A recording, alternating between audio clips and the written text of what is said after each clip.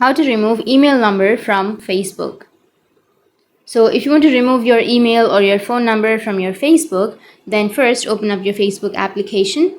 Once you open up your Facebook, now go for the upper right, which has that three bat icon, and you need to scroll down, tap on settings and privacy, and tap on settings. Once you're here, you need to go for the account center option, and under the account center you need to go for personal details, and under personal details you will have an option of contact info. So tap on contact info, and under your contact info you will have your mobile number or your email address. So if you want to remove the email address or your mobile number, then you need to simply choose the information that you would like to remove. So for example, I'll be choosing the mobile number, and here you need to tap on delete number, or you can also transfer your number to another account.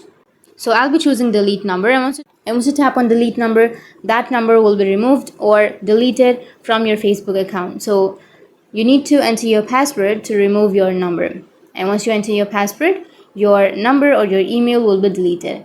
So that's it, and if you have any questions, feel free to comment below. Thanks for watching.